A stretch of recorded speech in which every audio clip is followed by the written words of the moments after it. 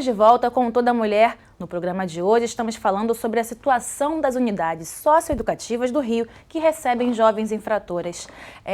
Antes da gente ir para o intervalo, a gente estava falando da questão da unidade, né, socioeducativa que recebe as meninas, né? O fato de ser só uma unidade para receber todo o Estado, né?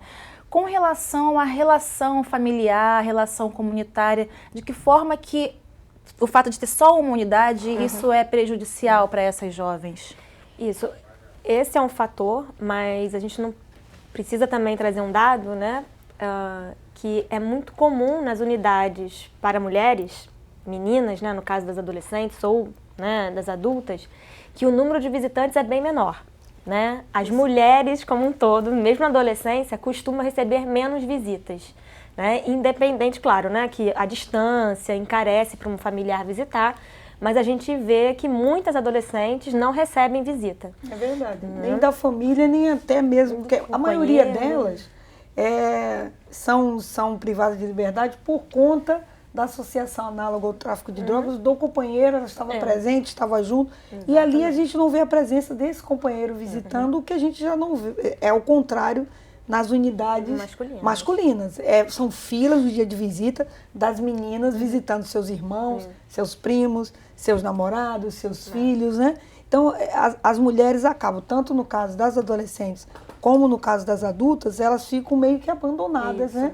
Do convívio social, né? Da sociedade e da própria família. E no caso das adolescentes, a situação ela acaba sendo mais gravosa, uma vez que, pela legislação, a medida de internação ela é uma excepcionalidade. Ela só deve ser aplicada em casos de grave ameaça, reiteração do ato infracional, que ele deve ser aplicado, né? Tem outras medidas, como a gente já falou aqui, que deveriam ser aplicadas, que favoreceriam a convivência familiar e também a convivência comunitária. A gente não pode esquecer que é também uma premissa não só do Estatuto, mas do Sistema Nacional Socioeducativo, SINASE, né, que é a Lei 12.594, de 2012. Sim. Né, onde ele coloca da importância, porque até mesmo assim, ao longo do tempo, né, viu-se, né, e assim, por longa experiência, que isso de você retirar o sujeito da sociedade para que ele retorne, né, o que a gente vê em casos de reincidência e outras situações. Então, se privilegiar que ele esteja nesse convívio com a comunidade e que a comunidade esteja em convívio com ele. E participe dessa construção social da vida desse indivíduo, digamos assim. E a exclusão dele total, ainda mais no caso de adolescentes que são ainda seres em desenvolvimento, a participação comunitária e familiar é de suma importância para o bom desenvolvimento desse cidadão. Sim. Agora vocês comentaram um pouco sobre a lei do SINASE, né? E deputada, a comissão fez uma audiência pública, né, há pouco tempo com esse tema, né? O que foi tirado dessa audiência? O que foi debatido nessa comissão? Nós trouxemos o debate da lei do SINASE pelo aniversário, né, da lei e a pedido do Conselho da Criança e Adolescente do Estado, o SEDCA. Nós discutimos vários pontos. Um dos pontos que foi citado foi essa questão da aplicação das medidas, que vem sendo amplamente, vários espaços sendo discutido, pedindo a atenção do judiciário com relação à aplicação da medida para o adolescente, seja do sexo masculino ou feminino. Isso foi amplamente debatido. A atenção também com relação ao Tratado Internacional de Direitos Humanos, pela situação que a gente vê nas visitas. Eu sempre também tenho visitado as unidades, tanto as masculinas como a feminina, e a gente ainda vê muita violação de direitos. E volto a dizer, tratando-se de sujeitos que estão em desenvolvimento, é muito prejudicial para a vida do adolescente as referências que ele cria naquele ambiente hostil, sujo, insalubre, e tantas outras questões que a gente superlotado, com colchões no chão, frio, cobertores sujos, enfim, são várias questões que têm a ver com a construção do indivíduo, do sujeito, que também foi amplamente debatido na lei, porque está na lei e que ainda a gente vê, né, o descumprimento dela, o descumprimento da lei. A lei ainda não tem sido cumprida na sua totalidade. A gente está trazendo esse debate, essa discussão da lei, para que não caia no esquecimento e fique só na lei fria. É preciso estar sempre discutindo e debatendo para que ela não caia no esquecimento. Também foi tirado dessa audiência a sugestão da criação de um grupo de trabalho, que inclusive até já existe, um grupo de trabalho chamado GT Degase, que é com a participação da sociedade civil, das mães de meninos e meninas que estão dentro dessas unidades, onde é mensalmente discutido, debatido, trazido, porque as mães visitam também a participação das mães nesse processo. Quando a gente fala mães, é porque geralmente as mães são mais presentes nesse processo. Os pais participam, mas não incisivamente como as mães. A mãe tem aquela coisa de proteção, né? Então, no grupo de trabalho, a presença das mães é muito forte, né? Elas estão sempre ali presentes, inclusive contribuindo com sugestões e trazendo as suas dores também, né? Porque, volto a dizer, é preciso parar e analisar melhor na hora da aplicação dessa medida para que a gente possa, de fato, reabilitar os nossos jovens, fazer com que esses adolescentes eles tenham um convívio comunitário e social mais saudável, né? E excluí-lo totalmente não tem trazido bons resultados. Para isso, tem os estudos e as análises que são feitas em cima de visitas, de pesquisas, que vêm trazendo esses dados para a gente que não são bons. Então, foi sugerido isso e a realização de mais encontros, onde podemos ali, nessa audiência pública que nós fizemos, podemos ter ali vários órgãos que compõem o sistema de garantia de direitos sentados juntos, debatendo, discutindo. Isso é importantíssimo, porque o sistema acaba não se falando, né? Não há um diálogo entre si, porque um depende do outro. Não se pode falar de socioeducação sem envolver a Secretaria de Educação, sem envolver a Secretaria de Assistência. Por que tocar nesse ponto? Na Secretaria de Assistência, que é algo preocupante e que compõe e se faz necessário nessa construção e reabilitação dessas meninas privadas de liberdade. Vamos torcer para que não haja o desmantelamento desses serviços, que são importantíssimos.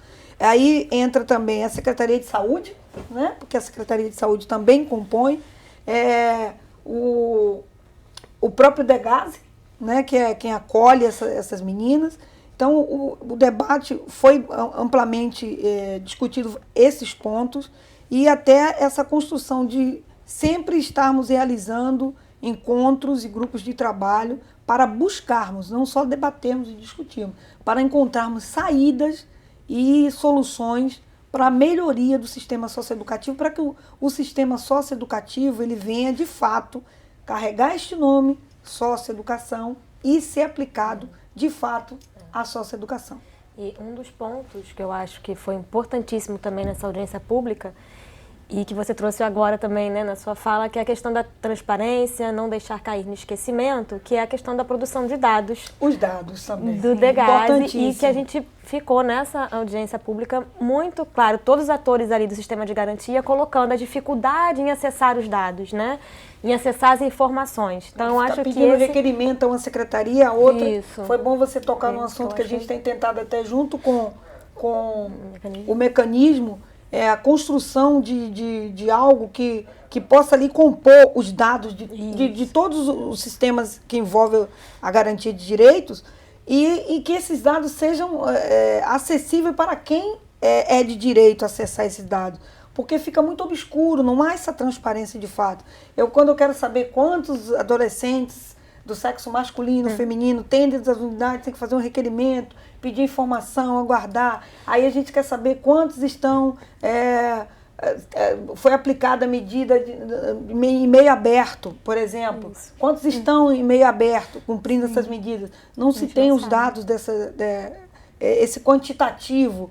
Quantos estão em semi-liberdade? Também supõe-se que, acha-se que, não tem dados concisos. Então, nessa audiência também ficou bem clara a necessidade de um mecanismo que tenha e comporte todos esses dados, até mesmo Porque é a partir dos dados que nós tomamos atitudes, é a partir dos dados que nós podemos criar projetos de lei, é a partir dos dados que a gente fomenta as políticas públicas, né? Sim. E sem os dados fica complicado.